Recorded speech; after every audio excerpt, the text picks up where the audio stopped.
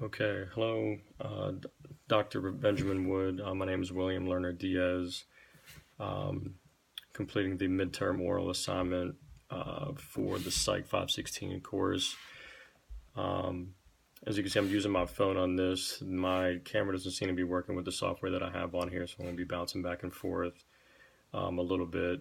Um, what I'd like to do typically when I'm doing either a video or talking in a meeting, I take down a lot of notes, or I'll read off kind of what my answer will be. This is definitely all my words. I'm not quoting anything.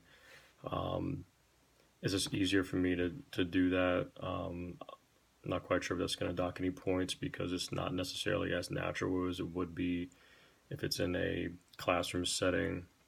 Um, so if you have any questions or any concerns with that, I'm sure I'll see some of that stuff in the feedback with my grade. So let me go ahead and get to this.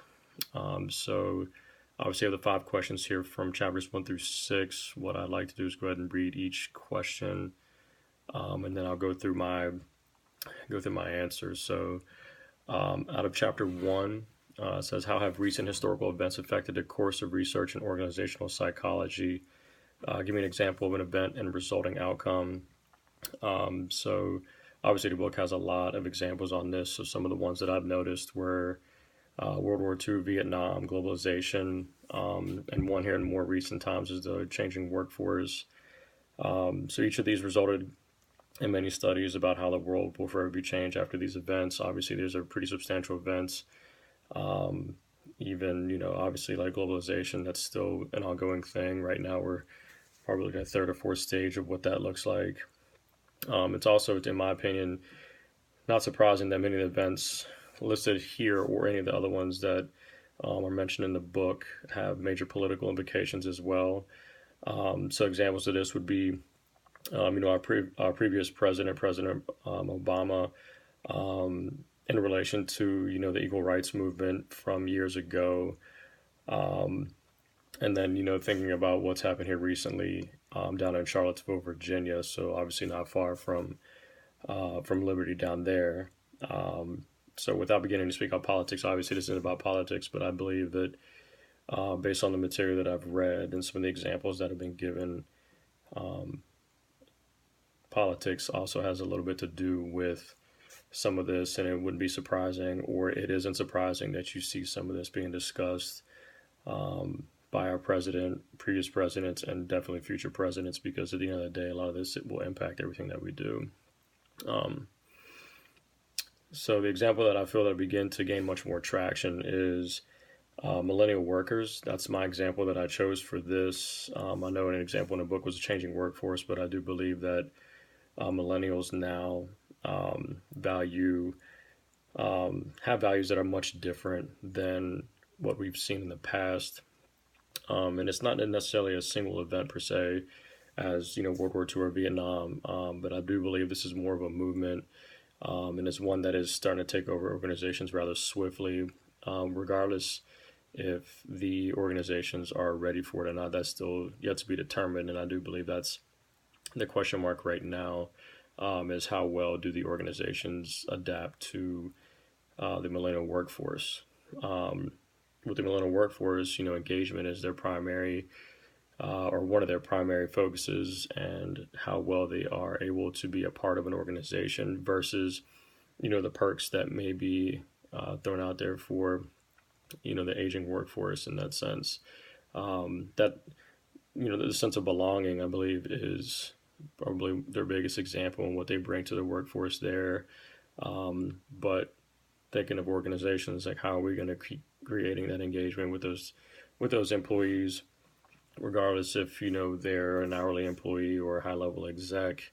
Once the millennial workforce starts taking over, that is something that organizations are going to have to start thinking about how well they'll change their training, change how they interact with each other, meetings, anything across the board is going to look much different in order to continue that engagement, in order to keep loyal employees with that organization. So I think that's something that's going to be happening here in the future. The company that I work for now has already started to see a little bit of that. Target, for example, I work in distribution for retail store Target, and we're starting to see how what engagement looks like and how we're able to start shifting that mentality to more millennial workforce.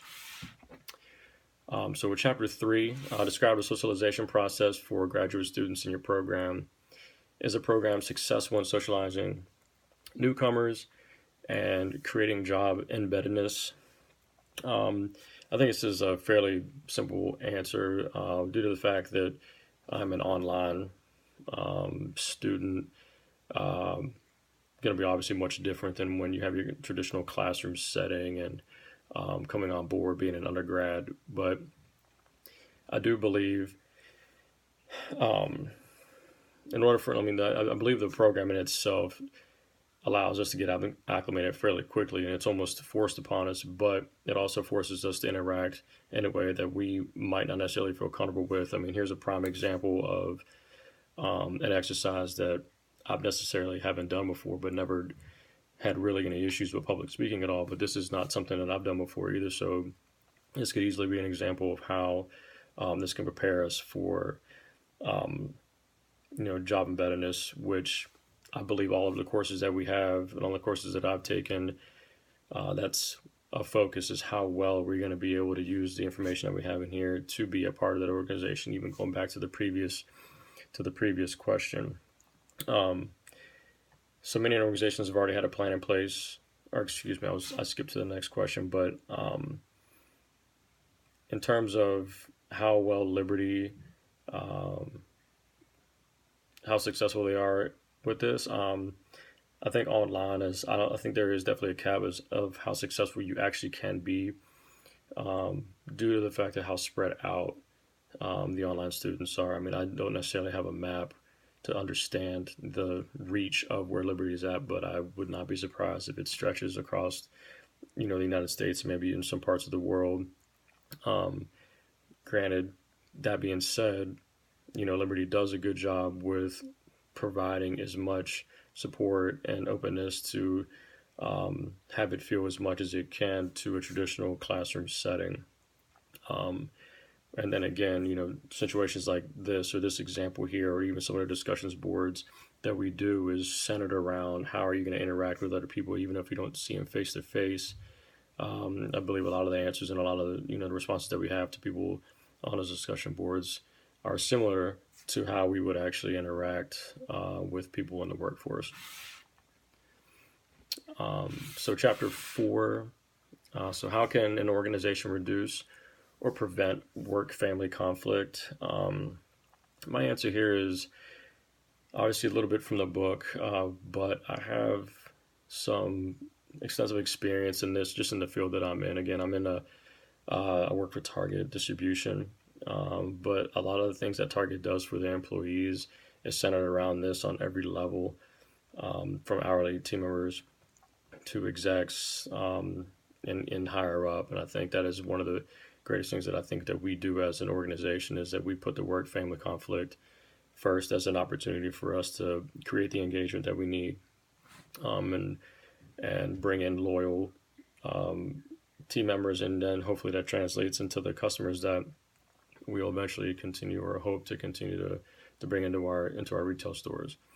So there's a variety of ways an organization can prevent work-family conflict. Many organizations already have a plan in place to help negate some of these conflicts. Like I said, Target definitely puts emphasis on this, and I'm sure a lot of other companies do as well. But the one issue that has shown its face is how well do employees actually understand these plans or these opportunities that the company is bringing out to them? Do they know the benefits that are there, the education around it, how they use it? That is an opportunity for us. The more communication that we can have around this, the better for team members, obviously. But in this case, that is something that Target is working on, and I believe that many other companies are working on as well. But examples of plans could be the simple benefit time for vacation, personal holiday, sick days.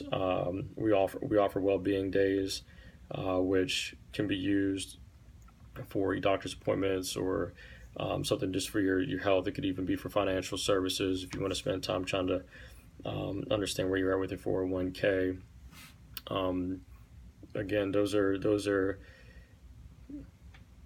pieces of what we do that not a lot of team members actually take advantage of, and truly know the power of how that can actually impact, your work life balance.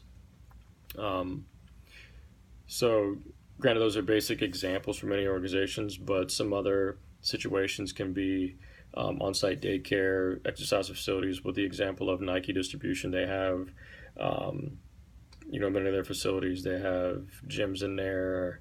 You think of Google and how they're set up. That might be the epitome of what work-life, balance may look like. You got flex time, telecommunicating, job sharing is something new as well, which is something, again, back to my first question is, the millennials coming in, there might be something that, they'd leverage because, again, they want to ensure that they're staying connected to the organization and the peers around them. So the intent here is to provide many avenues for an employee to leverage the services and balance out their family life with what may be a stressful environment. You think of the retail world as 24/7 on all aspects, on all fronts, all throughout the supply chain. So obviously that's going to create a lot of stress, a lot of different working hours. Shifts are completely different. So if the organization is willing to put the time in and understand what these, what these stressors can be, and be able to provide services to their team members or their execs, at the end of the day, it's only going to benefit the organization, and obviously going to benefit that employee. One, again, go back to the engagement piece. The engagement will be at a level they're not going to want to leave because of how well it's able to balance their life. They're able to stay productive in both their home life and their work life. But then on the organizational level, you're thinking of on the front end, you're having expenses paid out. I don't want to say paid out, but you have company expense that might be a decent amount of money up front. But at the end of the day, when you have an extensive amount of employees and team members taking advantage of this, and you're saving money in the long run in terms of reliability issues or employee turnover. All right, so for Chapter 5, imagine you've been asked to develop a performance assessment program for employee development. What techniques could you use to adequately evaluate employee performance as comprehensively as possible? So I believe in creating a system in which consistency plays a major role, along with the transparency needed for continuous performance improvement. So for example, and here I kind of break down what my philosophy is on this, or what I believe would be fairly comprehensive in terms of employee performance. I think transparency and consistency, they need to be parallels, and they should go hand in hand. So, for example, I would have each employee, execs or hourly team members have quarterly statuses, and I think these quarterly statuses, they aren't as extensive as maybe what a yearly review would be, but during these quarterly statuses, you talk about developmental opportunities, conduct a performance check-in with your supervisor, and then with that being said, they'll be able to understand their level of performance for that quarter. Fairly straightforward, but you have a base of what you want to talk about.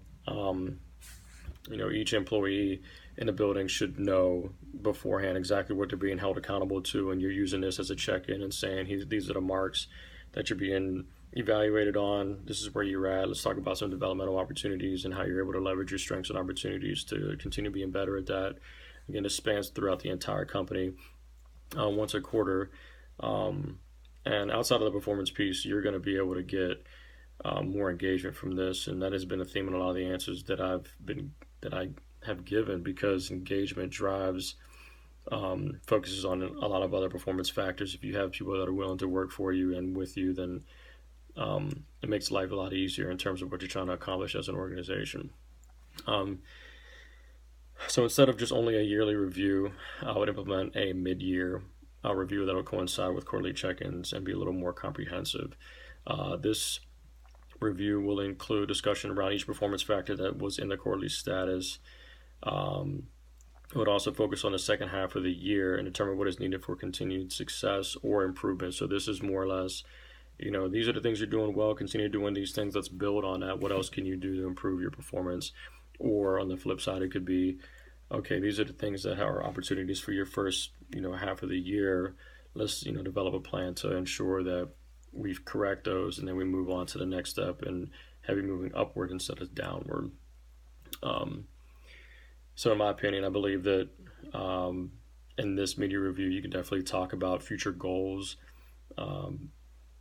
and how that exec or what that exec would like to do or that team member would like to do in X amount of time. If they would like to be promoted or move to another building, or if team members would like to be trainers, whatever that may be during that mid-year review is a good checkpoint to talk about those type of things. And during your quarterly status, those are obviously topics that need to be discussed, because I believe development is essential. I think that leaders breed leaders. I think that it would be a waste if someone that was in a leadership role doesn't try to find ways to improve others around them, because in my opinion, I think that's more or less selfish and not truly taking advantage of your God-given talent to lead teams or lead organizations. Like I said, I believe that leadership breeds leadership, and in this case, you want to take every opportunity you can to talk development, because at the end of the day, not if you're helping somebody else developmentally, improve, whether it's their performance or their communication, at the same time, you might also be improving something that you're working on as well. So it is a two-way street.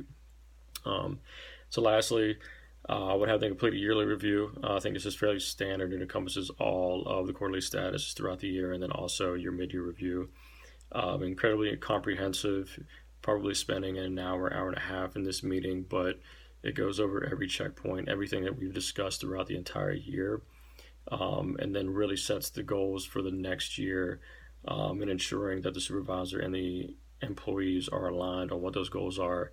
And during this time, the exec, I believe, should be the one, writing their own review.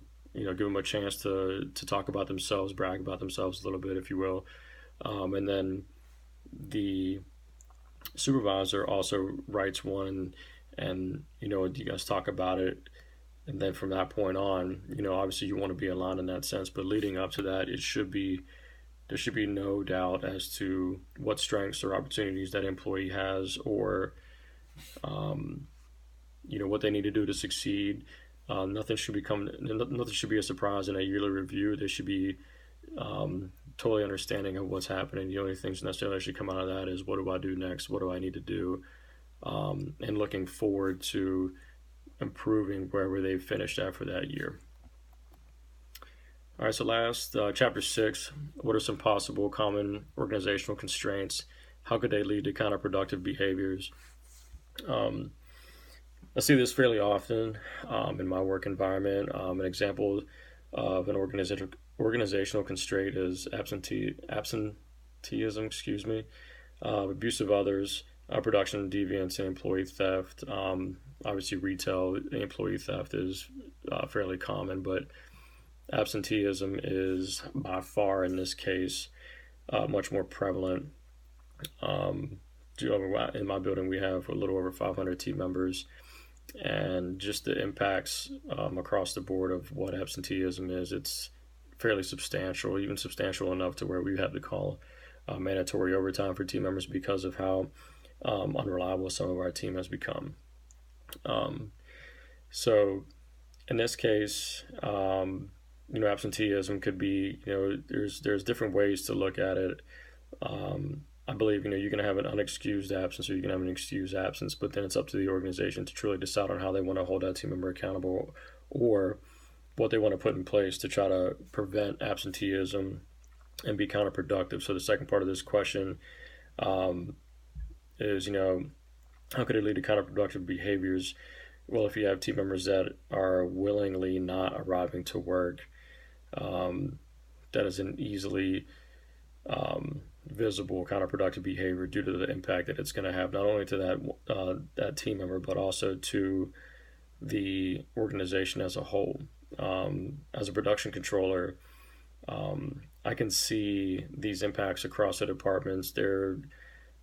Every day we have reliability issues, call outs, and then plans aren't able to be met, then our guests aren't able to be serviced due to this reliability. Organizations have taken an attendance policy. Some organizations have also taken the stance of having an attendance culture. Either way, it needs to be consistent on how you're holding team members accountable to what this absenteeism is and what it could be, the impacts could be for the organization. An example of this in my situation or my case would be, FMLA is, a government, a privilege basically. I won't say a privilege, it's a benefit, excuse me. But we also have team members that take advantage of this, and it's not easily caught. And you have team members that are willing to do this at the sacrifice of others that, it's hard for them to be held accountable for something that's been granted to them due to their circumstance. And we see that a lot on occasion. And it's definitely something we're looking into, but it's not as visible as where you have a team member that might not have FMLA granted to them and they're missing a few days here and there. That's a lot more visible because you don't have the FMLA to fall back on, which is not an accountable offense, whereas somebody else might have that accountable offense. And just financially, having that many people call out or show up late, from just a production standpoint, it's going to cost a substantial amount of money in the busiest time of the year if we're not able to have team members come into the building when they are scheduled to be at work during that time. And then if you have, overtime having to come in to cover for that, they do thinking of wage rate and what the impacts that could be to overall, budget in our distribution center, and the impacts that can have just overall as a company in our supply chain. So that is the last of the questions. Like I said, I'm using my phone here instead of my computer. I'll upload this into YouTube, and then hopefully this works out. Any feedback would be much appreciated. Obviously, we do have a final probably in the same format, and I'd like to hear what you had to say. If there's anything I could do better in this regard or this format, hopefully by then I can find a way to get the computer to work so I'm not bouncing back and forth. But I appreciate the time and hopefully hear from you soon. Thank you.